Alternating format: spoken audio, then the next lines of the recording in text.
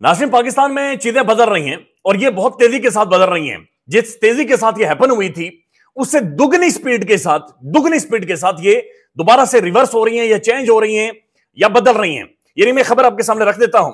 ये 9 मई के केसेस में 9 मई 10 मई वाले जो केसेस थे, मेन जो केसेस थे कि जनाब इदारों पर हमले किए गए, रियासत पर हमले किए गए, पाकिस्तान में ये 9/11 था, उसमें तहरीक इंसाफ के एक ही दिन में 433 लोगों को बरी कर दिया गया है।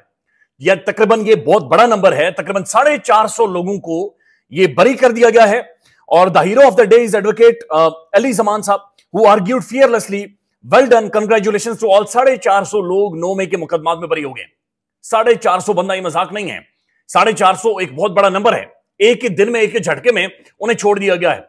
अब मैं चाह रहा हूं मतीउल्लाह जान साहब, जो पाकिस्तान की तारीख के यानी शायद हैं और 3-4 दहाइयों पर मबनी उनका तजुर्बा है, उनकी रिपोर्टिंग का तजुर्बा है, उनका तकरीबन 1 मिनट 15-16 सेकंड का ये क्लिप आप बगौर देखें और ये जो तजिया कर रहे हैं उसको आपने फील करना है। इसको बराए मेहरबानी सुने।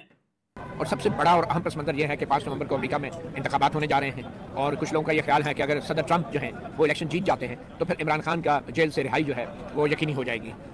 और इसके साथ ही कुछ और वाक़यात भी ऐसे हुए हैं कि जिनसे ये खदशात सिर्फ ख्वाजा आसिफ के नहीं बल्कि बहुत से तजियाकारों को भी हैं और कुछ को खदशात हैं, कुछ को उम्मीद है। वो ये वाक़यात हैं कि देखिए, नवाज शरीफ भी एक तवील अरसे के बाद अमेरिका के दौरे पर गए हैं। वो इस वक्त अमेरिका में मौजूद हैं। उनके भाई शहबाज शरीफ जो वज़ीर आज़म हैं वो पाकिस्तान में नहीं हैं, वो सऊदी अरब के दौरे पर हैं। मोहम्मद बिन सलमान से उनकी मुलाकात भी हो चुकी है। और इसके साथ जो कुछ दिन पहले ही बुशरा बीबी की रिहाई हुई है और वो इस वक्त पेशावर में एक मेहमान है पीटीआई की सूबाई हुकूमत की भी। तो ये सारे जो वाक़यात हैं एक चीज़ की तरफ निशानदेही कर रहे हैं कि शायद इस्टेब्लिशमेंट जो है 5 नवंबर के इंतखाबात के नतीजे का इंतज़ार करने की बजाय वो अपने लिए मज़ीद ऑप्शंस क्रिएट कर रही है। वो ऐसे कि अगर इस्टेब्लिशमेंट कोई ऐसे ऑप्शन क्रिएट नहीं करती और इलेक्शंस हो जाते हैं अमेरिका में और अगर सदर ट्रंप जो हैं वो जीत जाते हैं तो फिर तो एक इम्कान इस बात का है कि अमेरिकी हुकूमत की तरफ से बराह रास्त, जैसे कि मुशाहिद हुसैन कहते हैं, टेलीफोन कॉल आ जाएगी और इमरान खान बाहर आ जाएंगे। दूसरा ये है कि इमरान खान को जो है अदालतों की तरफ से ही रिलीफ मिलना शुरू हो जाएगा।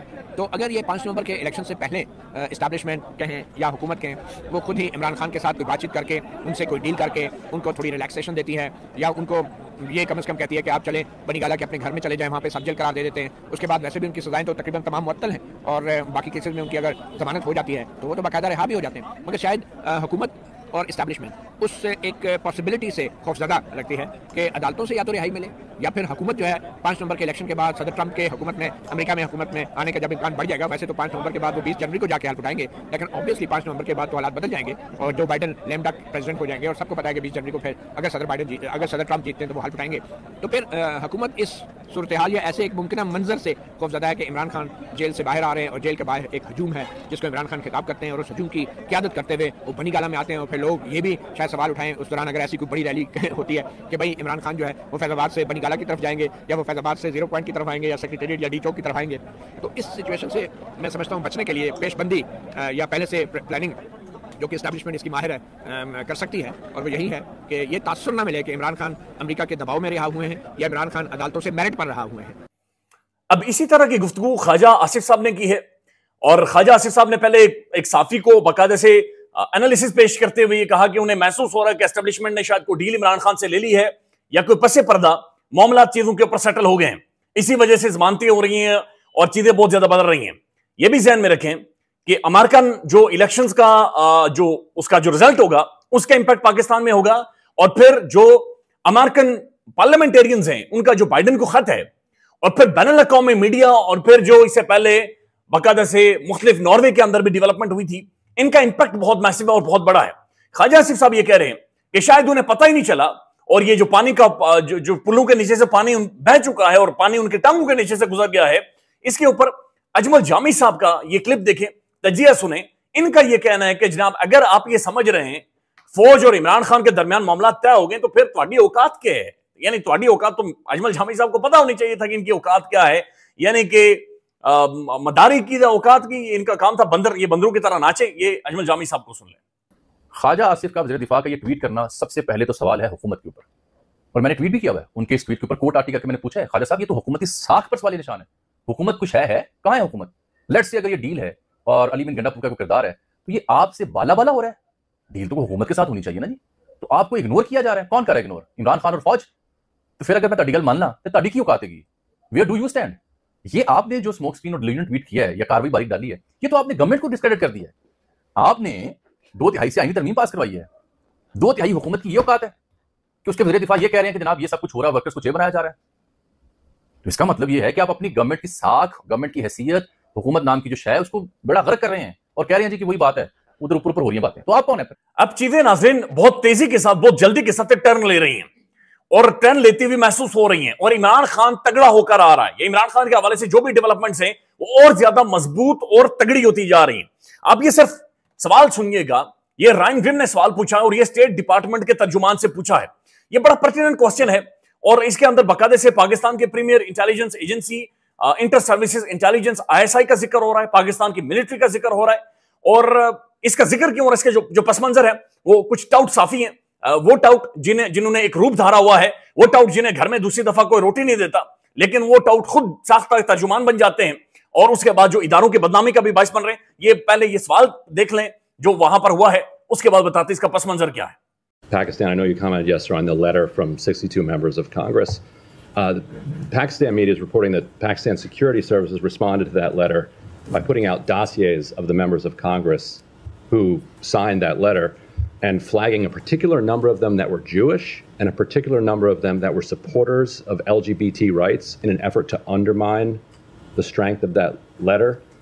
Is there any level of kind of embarrassing conduct from the ISI or from the Pakistan military that would cause the U.S. to kind of rethink this relationship? Let me just say, obviously that's something that would be concerning to us, but I haven't seen that report yet. So before I offer a substantive comment on it, I want to take a look at the report myself and be able to weigh in on it. And we'll either get you a written answer. I'm happy to come back and address it tomorrow from the podium.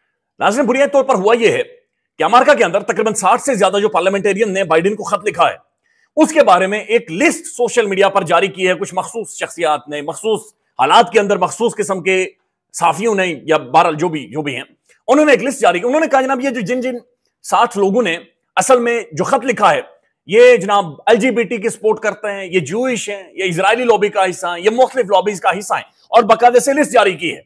अब जो Ryan Grimm ने सवाल पूछा है, उन्होंने कहा is there any level of embarrassing conduct from the ISI और the Pakistani military that would cause the US to rethink its relationship. वो ये कह रहे हैं कि जनाब ये जो साफी कोट कर रहे हैं या बातचीत कर रहे हैं अमेरिकन पार्लियामेंटेरियंस के ऊपर, ये सिक्योरिटी सोर्सेज कोट कर रहे हैं। अब जो सिक्योरिटी सोर्सेज जब आप कोट करते हैं तो उनके बारे में आम तासुर या ख्याल ये किया जाता है कि ये पाकिस्तान के इदारों के कोई गैर अलानिया तर्जुमा। हालांकि पाकिस्तान के इदारों, आप जानते हैं DGI SPR साहब मौजूद हैं, प्रेस कॉन्फ्रेंस करते हैं, लेकिन जो कहते हैं ना शाह से ज्यादा शाह का वफादार, तो मसला ये मुल्क के अंदर टाउट्स का है। ये बड़ा फैल गए हैं बहुत ज्यादा, इनकी तादाद में खासा इजाफा हुआ है, इनकी नफरी बहुत ज्यादा पाकिस्तान के अंदर बड़ी है हालिया टाइम में, जो कि खुद साख्ता तर्जुमान बन जाते हैं और ये खुद साख्ता खुद ही यानी आकर एक इंप्रेशन या तासुर कायम करवा देते हैं कि हमारा जो इदारों के साथ बहुत बड़ा ताल्लुक है और इदारों के बिहाफ पर हम ये खबरें दे रहे हैं। लेकिन ये लोग जो तासुर अब दे रहे हैं वो बदनामी का बाइस, पाकिस्तान के अहम तरीन इदारों की बदनामी का बाइस बन रहा है। लिहाजा रायन ग्रिम ने यह पूछा है कि क्या अमेरिका को अपनी पॉलिसी को रीथिंक करना चाहिए ISI को लेकर या फिर मिलिट्री को लेकर के बहुत सारे जो टाउट्स हैं जिनकी तादाद में खासा इजाफा हुआ है, जिनकी नफरी बहुत ज्यादा बढ़ गई है आजकल, इनके इस तरह की कमेंट्री के ऊपर, इनकी इस तरह की बातचीत के ऊपर। लिहाजा उसके ऊपर उन्होंने कहा जनाब मैं इस सारी रिपोर्ट को देखूंगा, मैं सारी चीजों को देखूंगा, मॉनिटर करूंगा और मैं इसके ऊपर जवाब दूंगा। तो आने वाले टाइम में जाहिर है इसके ऊपर गुफ्तगू और बातचीत होगी और ये चीजें आगे नहीं जाएंगी। अब दिलचस्प पहलू यह है कि ये वही अवामी नुमाइंदगान हैं या फिर जो कांग्रेसमैन हैं जिनके साथ हुकूमत जाकर मिन्नतें करके पैसे रोकड़ा मांगती है, और हमारे जो इदारे हैं उनके भाई जाकर जो कन्वर्सेशन होती है, जो डिस्कशन होती है, वो इन्हीं इदारों की इन्हीं शख्सियात के साथ होती है। अब जाकर इनके साथ बैठते हैं, डिस्कशन करते हैं, मामलात को यानी जो भी ज़ाहिर आपकी एक थिंकिंग होती है वो शेयर करते हैं। पाकिस्तान एक तगड़ी और एक सबसे अहम तरीन डेमोग्राफी है पाकिस्तान की, लिहाजा पाकिस्तान और अमेरिका के एक रिलेशन से ताल्लुक है और बहुत सारी चीजें एक्सचेंज होती हैं, बहुत सारी चीजें डिस्कस करके आगे ली जाती हैं। लिहाजा जो टाउट है, ये टाउट जिस तरह की खबरें फ्लोट कर रहे हैं, जिन इनसे करवाई जा रही हैं, इसका जो इंपैक्ट है बहुत ज्यादा नेगेटिव आ रहा है। अब एक और खबर देखें, ये जियो न्यूज की खबर है और ये जंग ग्रुप की खबर है, और ये खबर यह है कि इमरान खान बहुत जल्द जेल से रिहा हो जाएंगे।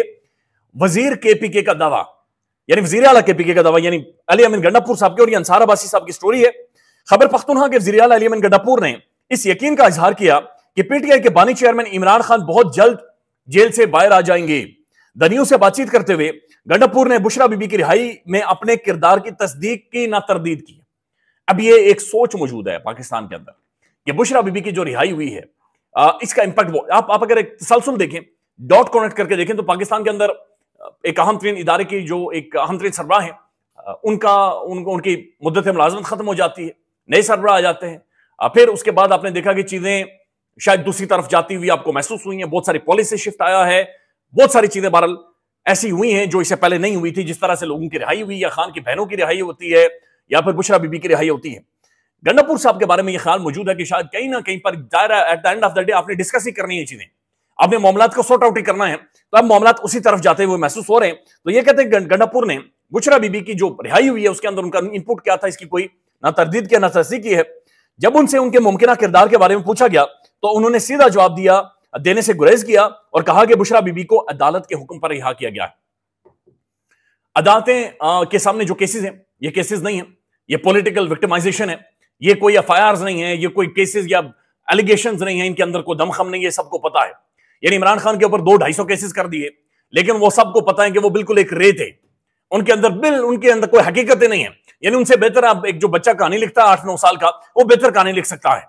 याद है ये मामला कहीं और पर तय होना है, किसी और तरीके से मामला सेटल होना है। और फिर आपने देखा होगा कि जो रात को मुराद सईद साहब का पैगाम आया उसके अंदर भी उन्होंने बताया है बड़ा खुलकर कि हमें मुनज़्ज़म तरीके से जुड़कर बाकायदा से चीजों को एनालाइज करके स्टेप बाय स्टेप करके अपनी तैयारी करके आगे जाना पड़ेगा, और इमरान खान की रिहाई तक हमें एक फाइनल प्रोटेस्ट की कॉल देनी पड़ेगी और मामलात को उस तरफ लेकर जाना पड़ेगा। तो बड़ी इंटरेस्टिंग डेवलपमेंट्स है जो कि अनफोल्ड हो रही हैं।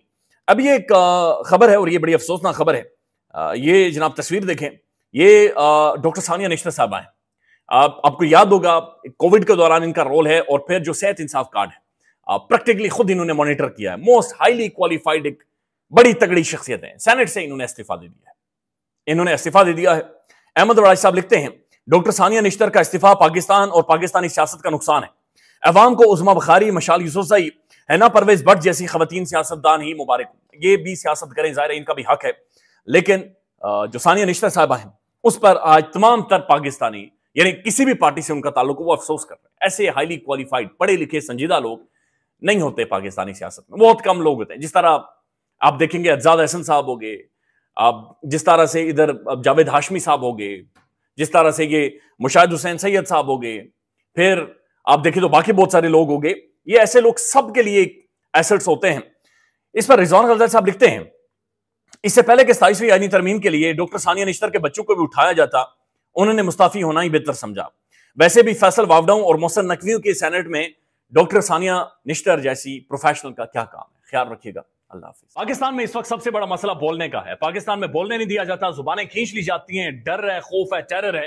पाकिस्तान का मीडिया मुकम्मल तौर पर कंट्रोल्ड है, वेल मैनेज्ड है, एक मैसिव सेंसरशिप है। इसी तरह का दबाव पाकिस्तान में सियासत.pk भी फेस कर रहा है, जिसे पाकिस्तान भर में गुज़श्ता कई महीनों से मावरा आइन, मावरा कवानीन मुकम्मल तौर पर बंद कर दिया गया है, मुकम्मल तौर पर बैन कर दिया गया है। सियासत.pk की नशरियात को लिमिटेड करके पाकिस्तान में छोड़ दिया गया है। तमाम तर कानूनी मुआज के ऊपर आवाज उठाई गई, दस्तक दी गई, लेकिन हर तरफ से खामोशी है, सन्नाटा है, कहीं पर कोई सुनवाई नहीं है, कोई सुनने को तैयार नहीं है। लेकिन इसका हल क्या है? क्या खामोश हो जाए? क्या सवाल ना करें? क्या मालूमात आप तक ना पहुंचाएं? क्या इंफॉर्मेशन आप तक ना पहुंचाएं? मालूमात भी पहुंचेगी, इंफॉर्मेशन भी पहुंचेगी, सवालात भी उठेंगे, लेकिन अब आपने रोल प्ले करना है, आपने अपना किरदार अदा करना है। और छोटा सा एक प्रोसीजर है, प्रोसेस है, उसके बाद आप अपना किरदार अदा करें और हमारी मदद करें। पहले आपने यह करना है कि हमारे YouTube चैनल को सब्सक्राइब करना है, उसके बाद ज्वाइन के बटन के ऊपर जाना है, क्लिक करके हमारा मेंबर बनना है। या फिर दूसरा ऑप्शन यह है कि आपने वीडियो की डिस्क्रिप्शन में जाना है, वहां पर पैट्रियन का लिंक मौजूद होगा, उस लिंक के ऊपर क्लिक करें और हमें सपोर्ट करें, हमारा हिस्सा बने, हमारी ताकत बने। ख्याल रखिएगा, अल्लाह हाफिज।